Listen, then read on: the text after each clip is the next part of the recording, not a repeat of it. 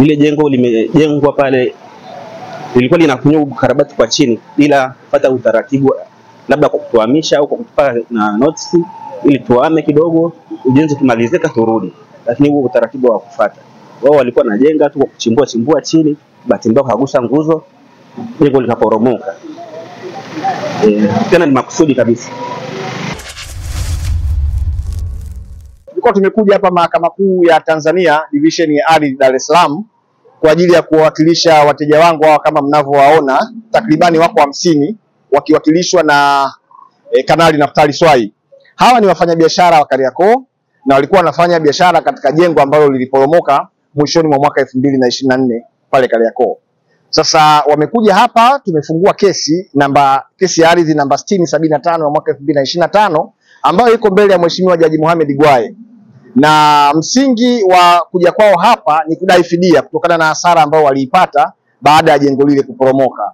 Na wanataka walipwe fidia ya takribani shilingi bilioni 40 kwa sababu ndiyo jumla kuu ya hasara ambayo imepatikana kwa watu wote waliokuwa wakifanya biashara kwenye jengo lile.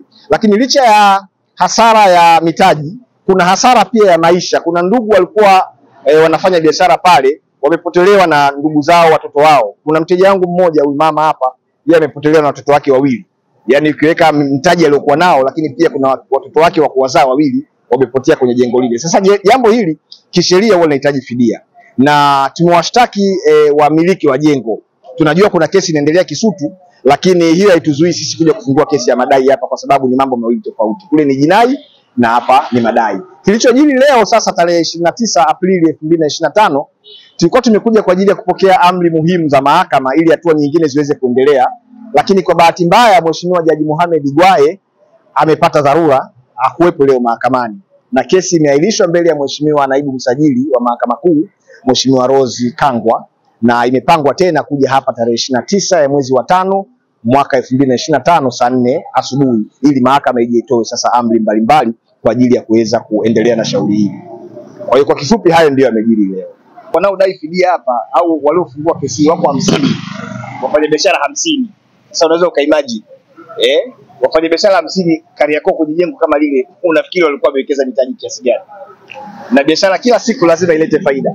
Kwa hiyo tangu mwaka jana ya mwezi wa Disemba, mwaka jana wa mwezi wa Novemba mpaka leo hii, kama ajali ile isingetokea, maana yake ni kwamba kuna faida ambayo ilikuwa inapatikana. Kwa hiyo imepotea. Lakini licha ya hivyo nimekwambia kuna maisha ya watu yamepotea. Ilikuwa bilioni 100 leo. Haiwezi kulinganisha na thamani ya watu. Kwa hiyo hiyo fidia ni ndogo mno.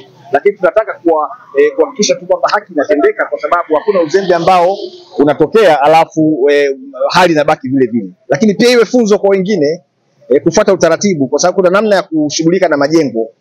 Kuna wakala wa majengo Tanzania ambaye kazi yake ni kuhakikisha kwamba majengo yote yanakuwa ni salama kwa ajili ya maisha ya watu.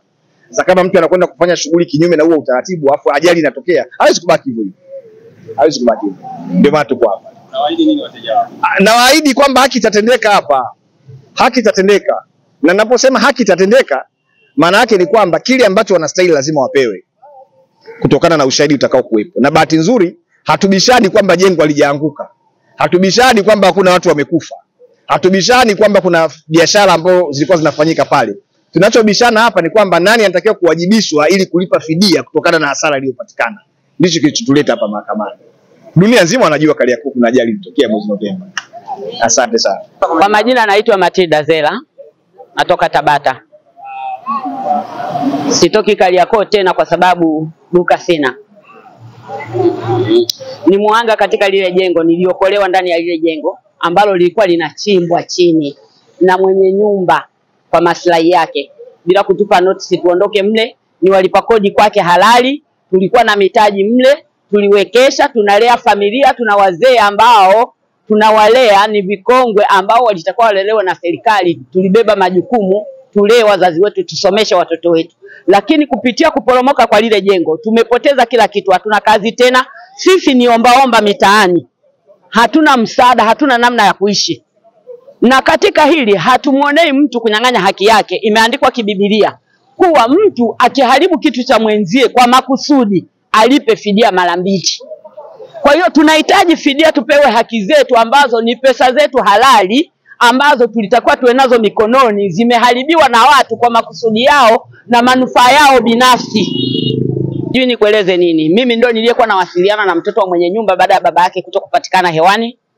Mtoto alituahidi kwa Jumatatu ijayo mama ndawapigia simu au nipigie simu nikupe jibu. Siku iliyofuata hiyo Jumatatu hakupokea simu milele. Nimewahi kuchat naye kwa njia ya message, hamna anachojibu hata kimoja. Kiujumla sisi hapa tulipo hatupoli mali za watu. Tunataka haki zetu. Na Mungu wa mbinguni tunahitaji atusimamie katika hili kwa sababu linaumiza.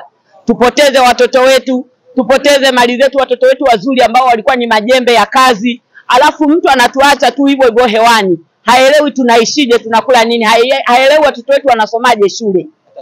Hapana, hata pole hajawahi kutokea. Ni maisha gani haya tunayoishi? Ni unyama gani unaofanyika kwa si wanadamu? Yaani wanadamu wamekuwa ni wanyama kama kuliko hata simba. Inatisha katika ulimwengu huu. Mimi natamani hata dunia ijue. Tunahitaji haki zetu na Mungu atusimamie tulipwe. Naitwa Sultani Zanta, ni mfanyabiashara Kariakoo. Mimi ni mmoja wa pia wa wahanga ambao tulikuwa kwenye ile jengo. Tupo hapa mahakamani kwa ajili ya kutetea haki zetu. Kwa sababu ya mambo ambayo yamefanyika kwa makusudi kabisa, kwa hao wamiliki wa ile jengo walikuwa wanachimbua kule chini, kujenga bila kibali, walikuwa jengo kudondoka. Hivyo. Kama kuna swali nitakuuliza. Unatarajia labda pengine kuna imani kwamba unaweza kupata haki na kupata fidia? Tuna imani kabisa kwa sababu tumezulumiwa.